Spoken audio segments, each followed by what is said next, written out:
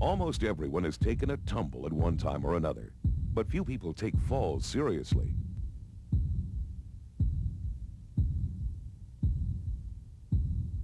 Nearly 7,000 people die each year as a result of falls at home. And each year another 4,600 die as the result of falls on the job or in public places. In the mining industry, slips, trips, and falls account for a large number of injuries every year, particularly in our surface mines, where it's especially important for you to protect yourself from slips, trips, and falls. Basically, there are two kinds of falls: slips and trips on the same level and falls to a different level. Usually, people don't fall very far because they avoid extreme heights or use extra caution when working in high places. Still, during a recent 3-year period, slips and falls from machinery accounted for over 1,200 accidents in surface mines. Half of these accidents occurred while mounting and dismounting, the most common type of slips and falls. Even when safe access onto and off of the machine is provided, a person may be tempted to take a shortcut and jump from a height that could cause an injury. In this instance, the miner had second thoughts and dismounted the safe way. Surface mining often involves large machinery located in very rough terrain. There are more tripping hazards here than most people would suspect.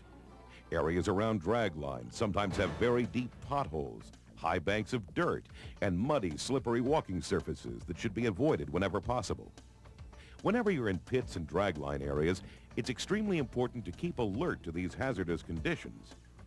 Ground conditions in mill or plant areas are also places where workers should use more attention and caution. These areas have algae growths or are slippery with mud, oil, grease, or other chemical leakage. Clay in a mining operation is slick and slippery. Additional precautions should always be taken when handling or working around mining clays. Whether it's earth, concrete, or metal, care must be taken when working or walking on all surfaces where mud and product materials may collect. You should continually check your boots for any material that could cause a slip or fall. Miners who are injured or killed in slips, trips, and falls never plan to get hurt.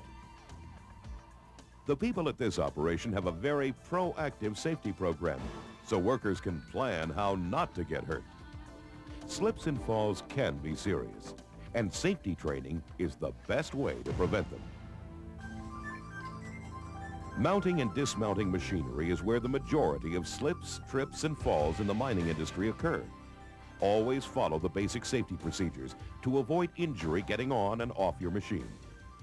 First, use the handholds provided, and make sure you have a firm, secure grip and don't get into a hurry.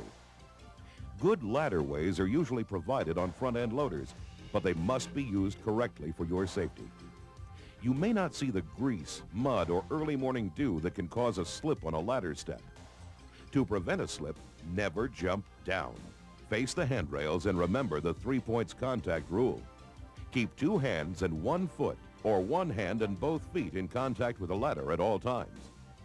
When ladders must be used to reach high places, carefully check the stability of the ladder and make sure it's positioned properly on a firm and level surface. You need both hands for climbing. Use a tool pouch secured to your belt or strapped over your shoulder. On some jobs, you may have to hoist tools and other equipment with a rope or chain hoist.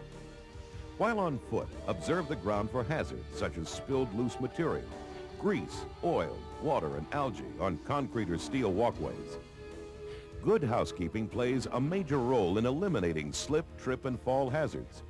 When you see a hazard, take care of the problem yourself if possible, or tell your supervisor. Don't just step over or ignore the hazard.